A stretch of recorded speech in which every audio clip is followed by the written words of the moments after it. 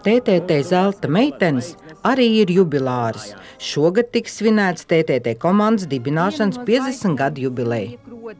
Ir jābūt absolūti patiesam pret to laiku, kas ir pagājis. Ja es domāju par Latvijas lielo 90 gadu jubileju, tad ir jābūt atklātiem un jāpasaka, ka šie 90 gadi sastādās no brīvās Latvijas laika, tad no padomju okupācijas laika un atkal brīvās Latvijas laika. Un mums taisni iekrīt tā, ka mēs vislielākos sasniegumus esam guvuši tieši tai okupācijas laikā. Silvija Skulme šajā komandā darbojās vesels 10 gadus, uzbrucēja saspēles vadītāji un ir pārliecināti, ka TTT meitenes vienmēr ir bijušas Latvijas patriotas. Saka, jūs tur Krievu laika čempions, un ka pa Krievu laiku panākumiem tā kā nekāda apbalvojuma nekas arī nepienākās, Bet faktiski man liekas, ka taisn otrādi, ka mums bija ļoti grūti tajā laikā izcīnīt tās uzvaras. Latvijas patrioti es esmu 100%, pat viss 200%, jo tajā laikā, tā saka Latvijas PSR vai kas, bet mums jau paskatāties, mums uz izlases treniņtērpiem bija rakstīts Latvija. Mums ne uz vienu treniņtērpu nebija rakstīts Latvijas PSR. Tā kā tajā laikā, un arī, piemēram, TTT komandai svinēja 10 gadi, 15 gadi, 20, 25 gadi, 30 gadi, 40, 45 gadi, tagad šīs pēdējās jubilejas ir brīvās Latvijas laikā. Bet toreiz Latvijai nesvinēja dzimšanas dienu. Tas bija aizliegts. Es pats zinu, 18. novembrī tikai Aleksandrs varēja svinēt, Bet TTT komandai svinēja.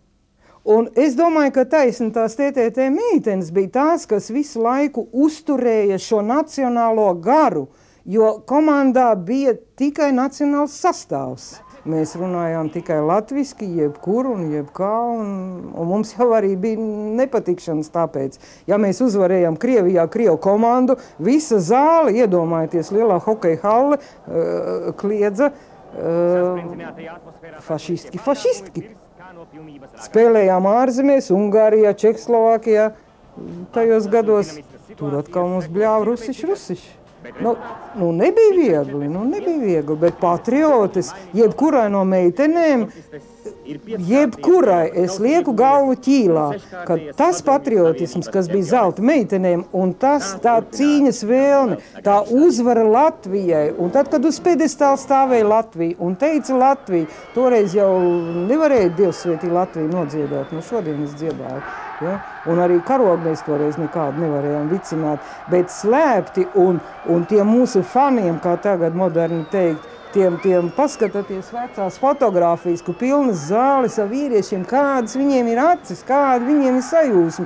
Tā kā to darba ražīgumu, man liekas, ka TTT meitenes 24 gadu garumā stipri cēla augšā un arī to nacionālā pašapziņu.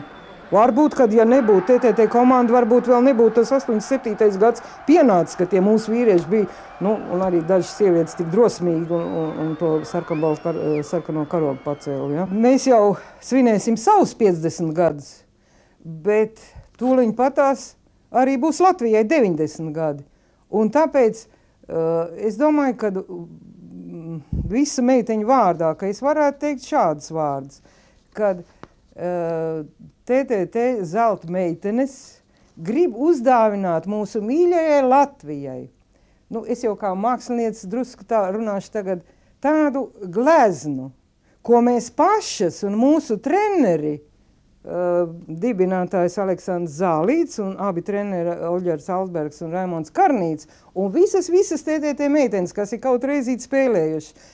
Man tā rādās, ka mēs esam ar to savu basketbolu spēli uzgleznojuši vienu lielu gleznu 24 gadu garumā.